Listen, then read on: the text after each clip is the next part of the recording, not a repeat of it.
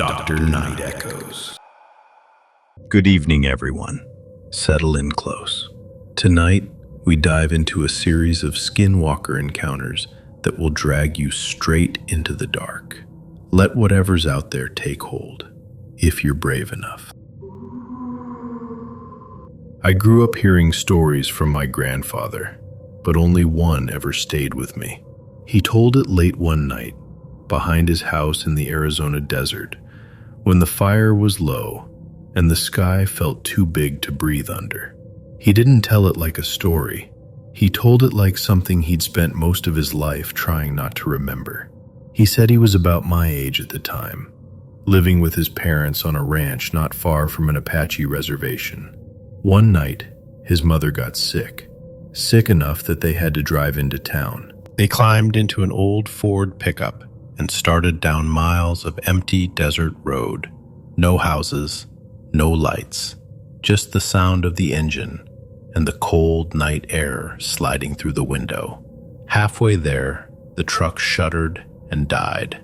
His father told him to stay inside while he went to check under the hood. The window was cracked open, and at first the breeze felt good.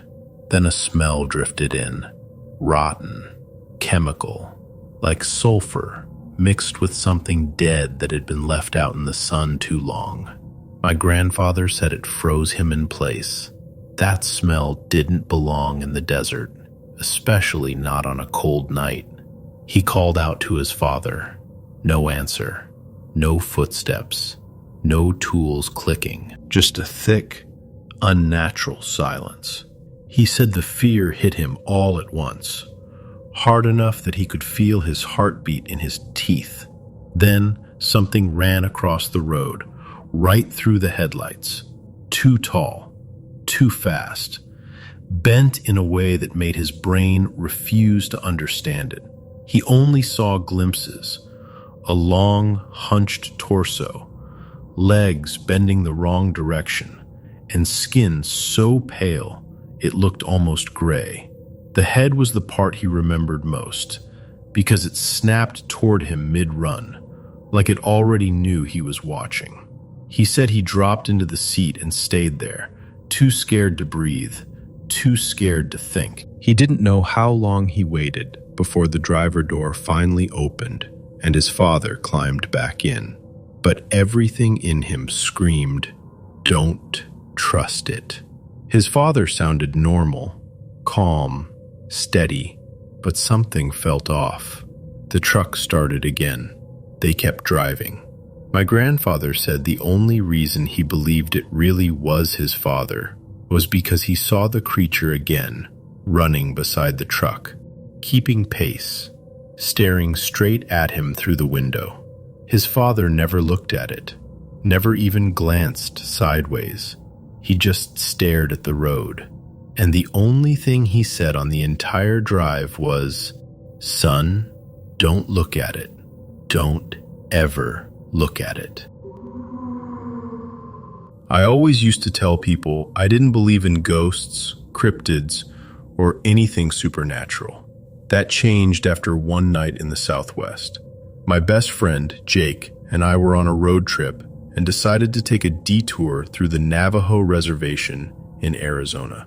We'd heard all the usual stories, skinwalkers, witches, shapeshifters, but we laughed them off. Just myths, just campfire talk. The first day was normal. We talked to a few locals, checked out some scenic spots, and eventually set up camp near a canyon. When night fell, we sat around the fire and told stories. Around midnight, Jake went to bed, but I stayed up to watch the stars. The Milky Way stretched across the sky like a river of light. I felt completely at peace. Until I heard it. A low growl rolled through the canyon, deep, guttural, too close. I figured it was a coyote or something, but then a voice followed. Distorted, broken, like someone speaking through a damaged radio. It was Jake's voice. "Come here." The blood drained from my face. I turned toward the tent. Jake was inside, asleep. Then I heard the voice again, but from the opposite direction. I grabbed a flashlight and aimed toward the ridge above us. Something was standing there. Something tall and human-shaped, but wrong in every way. Limbs too long, eyes glowing a sickly yellow, torn clothing hanging off a mottled gray body, and the face. It was Jake's face. It stared down at me, and in the same crackling imitation of his voice, it repeated, "Come here." It stepped forward, its movements jerky, puppet-like. I ran. I tore into the tent and shook Jake awake. "We need to leave. Now." He didn't understand, but something in my voice got through. We packed everything in minutes while that thing circled the canyon, mimicking our voices, our laughs, our conversations from earlier that night.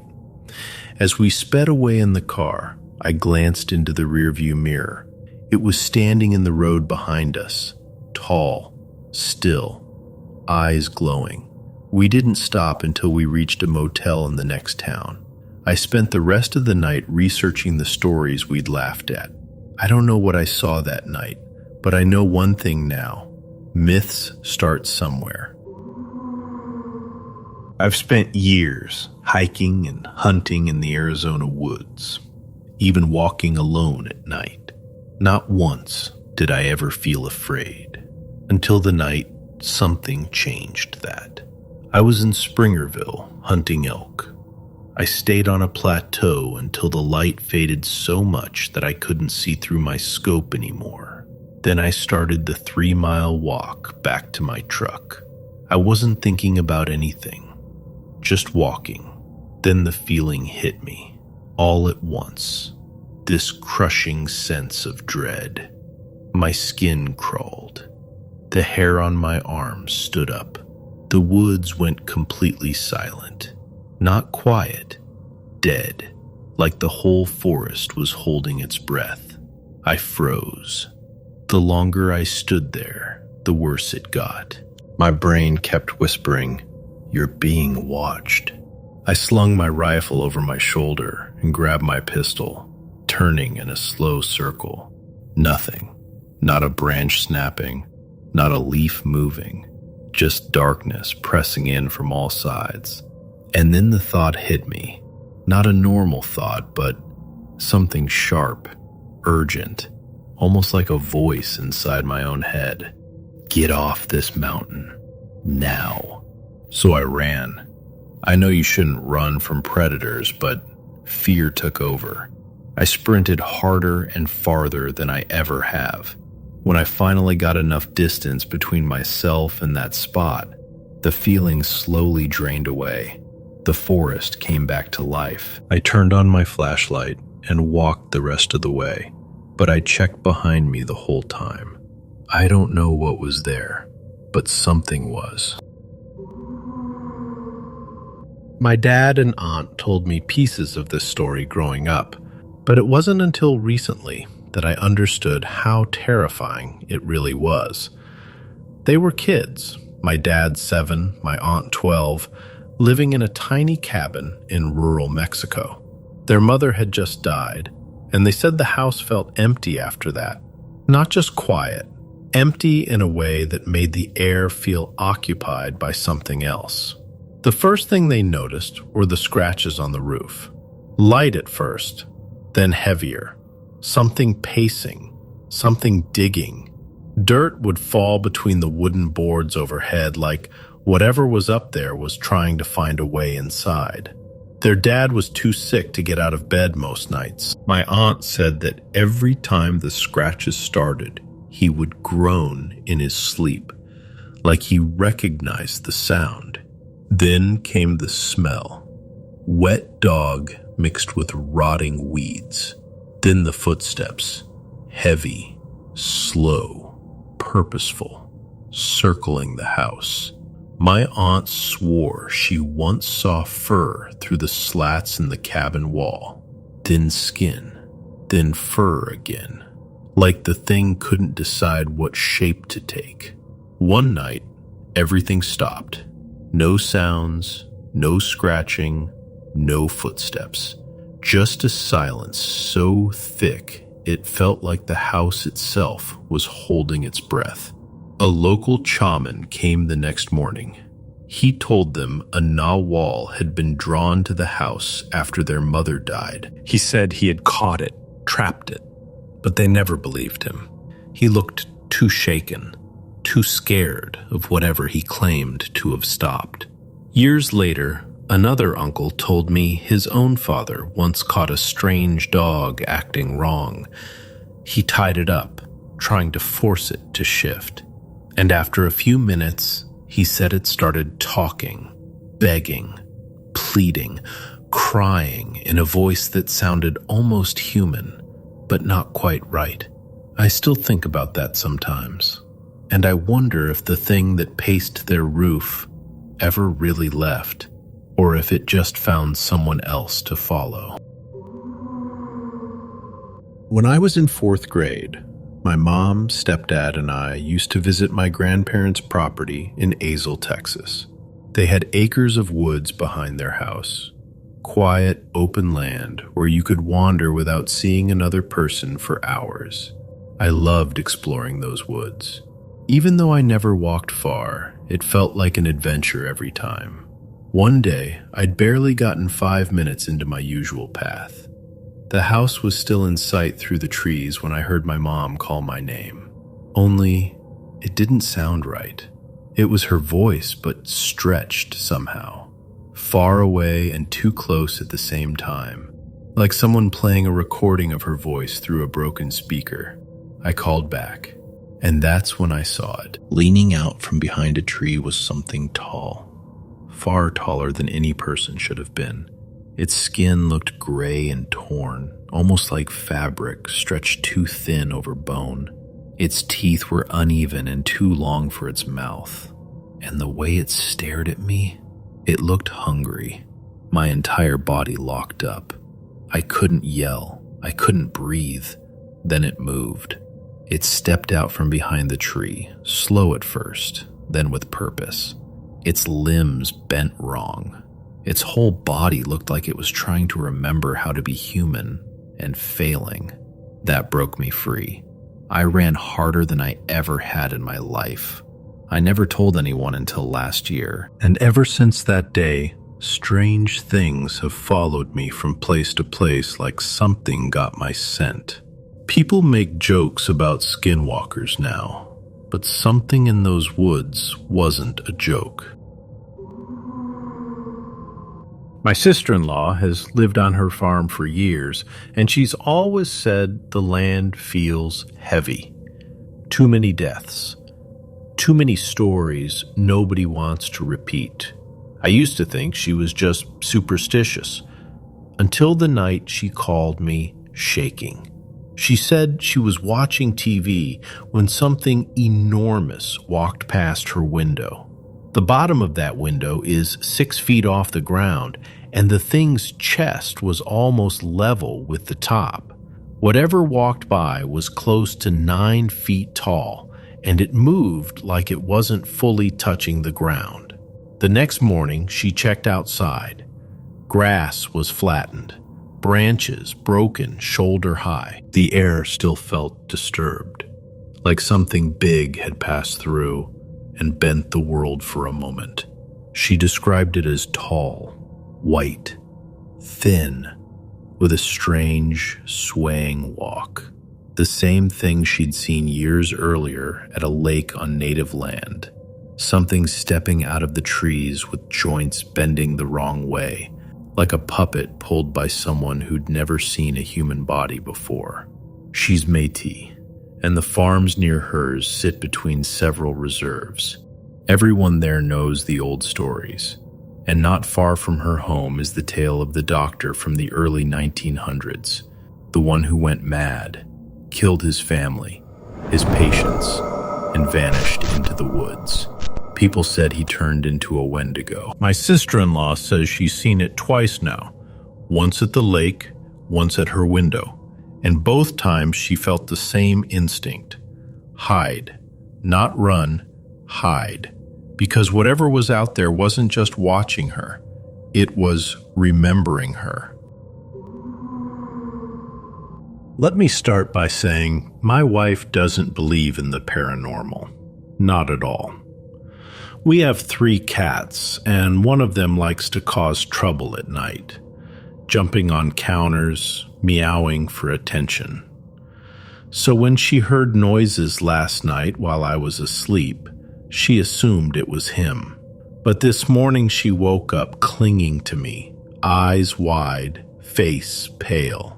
She told me she woke around 2:50 a.m. to the sound of one of the cats meowing downstairs. Except the longer she listened, the more wrong it sounded. The meows had a tone to them, too strained, too human. And it kept repeating, almost like it was trying to say, hello. After a few minutes of that, something slammed against the front door. Hard. Then our motion sensor alerted. I checked my phone. Sure enough, motion detected at 2:52 a.m. She said she didn't wake me because she was terrified that whatever was outside would hear her move. All our animals were in the room with us. Door closed. None of them could have been downstairs. When we got home after running errands today, I went to hang a shirt in the bedroom closet and noticed the attic access panel was shifted. When I asked my wife, she swore she's never touched it, and the builders would have replaced it properly before we moved in.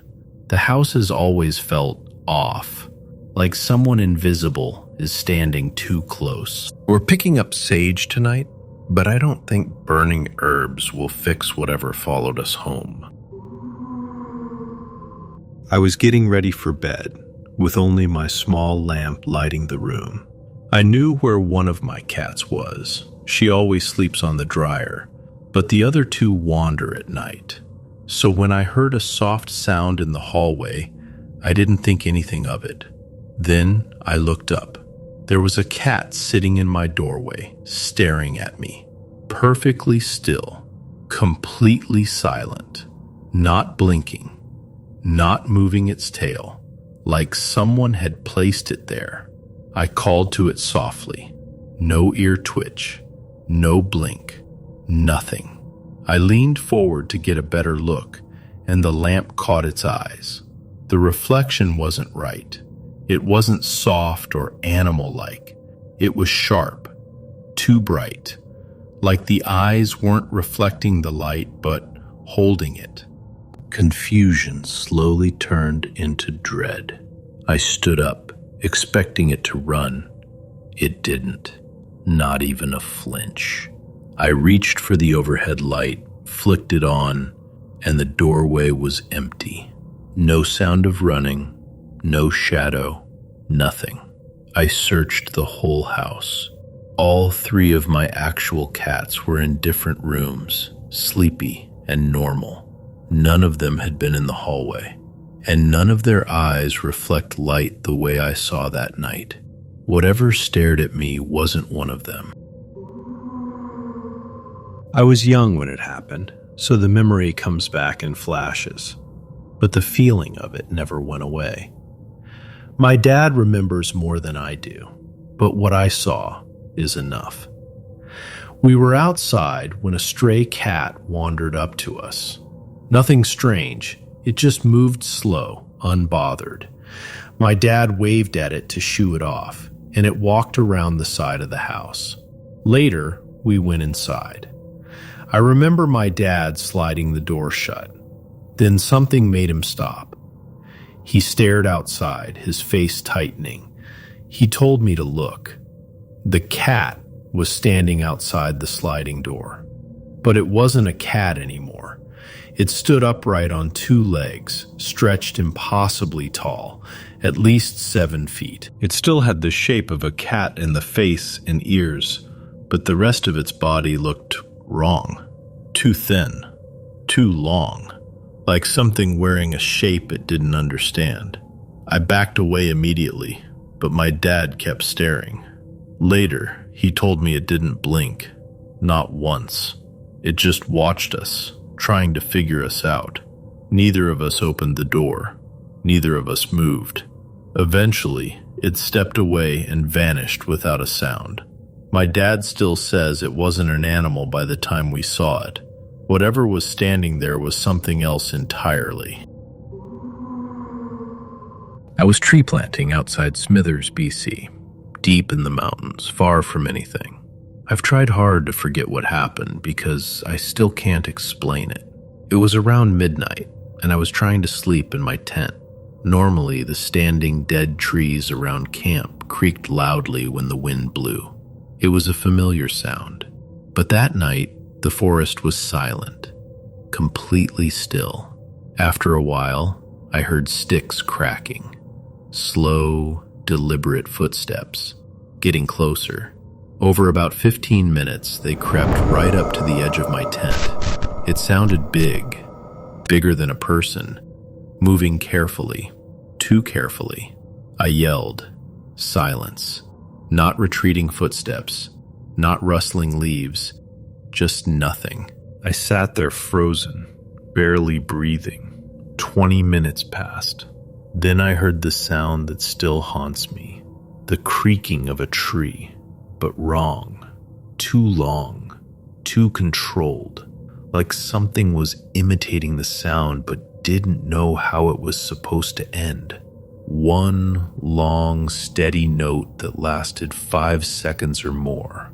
No wind, no other trees moving, just that one imitation echoing through the stillness. I didn't sleep the rest of the night, and when I learned weeks later that skinwalkers are said to mimic sounds, everything clicked in a way I really wish it hadn't.